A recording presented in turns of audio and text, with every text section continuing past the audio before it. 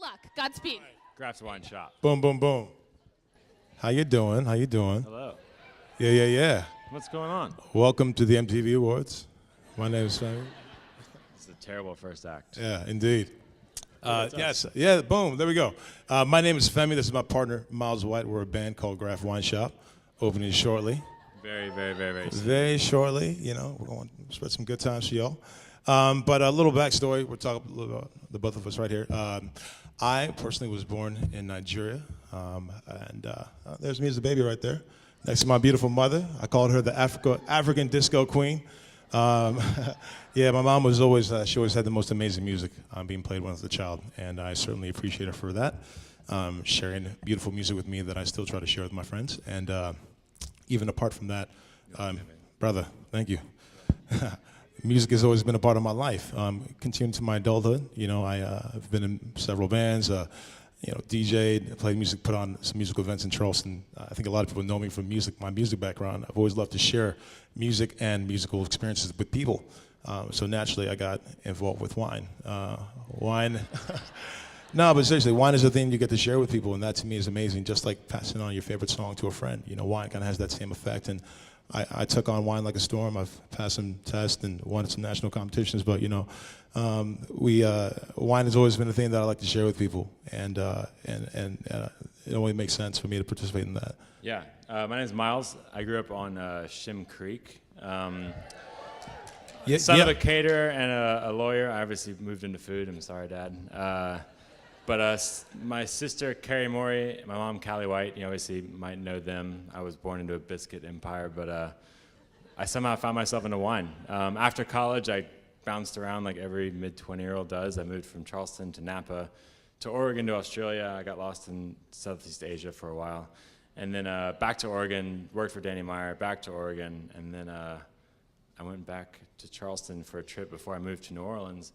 And then the slide won't end. And then I realized while I was here that everything that I wanted was right here. My family, all my close friends, opportunities, and food y'all. and wine, and hey, Callie. Everything was here. Femi was here. I didn't realize it. He's my Thank you, boo. My main man. Appreciate that. And then yeah, something about meeting each other. We met almost 10 years ago at Charleston. Man, Grove. 9 years ago. 9 years ago. Look at us right there. We're young. Both essays. He was a budding musician. I had no idea what I wanted to do. I wanted to work in hotels, and I got a job as an essay at the Charleston Grill. But the big three. The big three: Mickey Baxt, Mr. Baxt, Michelle Weaver, Mama, Rick Rubel. Big Papa. Legendary trio for sure. They taught us a lot. You know, so we had they were lunch. inspiring. We had lunch one day when I moved back to Charleston, and we talked about everything that we liked about the wine industry and everything we didn't like and everything that we would do differently. And then it kind of light bulb went off, and next thing we knew, I wanted to be Eddie Murphy.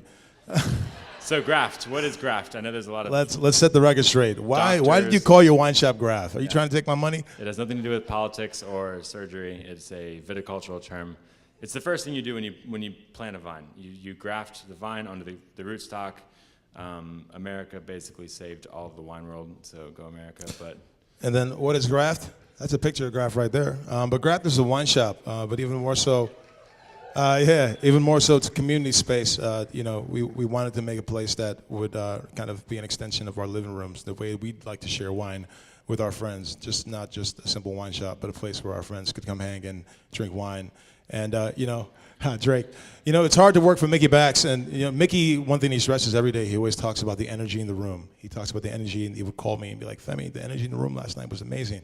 And that made me want to create a place where I could represent that same amount of energy or those lessons that I learned from someone like Mickey Bax. Yeah, I think we took a lot of inspiration from different industries. This kind of quote always stuck out to us. It's always about just focusing on the customer and the consumer and making things more intuitive and more approachable and just all around easier and fun if you can. So wine always has the connotation of just this difficult, old guard, non-traditional thing, and we kind of came to this conclusion of... You know, we wanted to make wine happen for our friends. And one thing that Miles and I decided when we started this project, we looked at each other and we said, look, let's have a good time. And it's a very simple thing, but it becomes very complicated for some reason when you're talking about wine. I don't understand that. I drink wine because it makes me feel good and I like the way it tastes. Exactly. And more importantly, listen, I've always said there's nothing that brings people together more than great food and great wine. Friends, and spending family, time with your friends and sharing strangers. wine like that it's an immense feeling. I come from a very celebratory culture, being Nigerian, and it's very unique to celebrate with people at the dinner table or celebrate life and to dance to music and to share all that together is amazing. So that said, we're wine people, but we're not wine people. Again, we love wine, but at the same time, we don't walk with it. It doesn't define us. We study so you don't have to.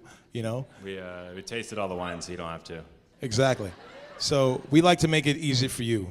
Come inside and feel like you're an extension of our own home. The problem with wine is it's one of those industries where it's everyone feels the preconceived notion where they have to learn all this stuff before they can buy a product, and I just feel like that's failed from the get-go. Why should anyone feel That's that not way? our MO. What other consumer product do you know where you have to study before you're able to buy something? And the fact of the matter is, if you come to Graft, you don't need to know a damn thing. Not one. Absolutely. We've created a place for you to walk in. The wine's good. The wine's good, and just feel like you're coming to hang out with some friends, and you might learn something along the way. And that's very simple for And us. if you don't, you probably have a good time doing it anyway, so it doesn't matter. So that when you walk into Graft, the only thing you have to do is have fun with it. Boom. Have fun with it. Have a good time. Come in, shake your tail feather. Okay. I won't dance for you. Maybe later. But yeah, that's the whole mantra is walking in, having fun with it, feeling comfortable, and wanting to come back. But I think we're opening tomorrow, so this has been fun.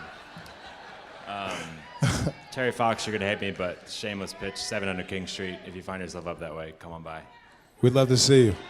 Thank y'all very much. It's been beautiful to share with y'all.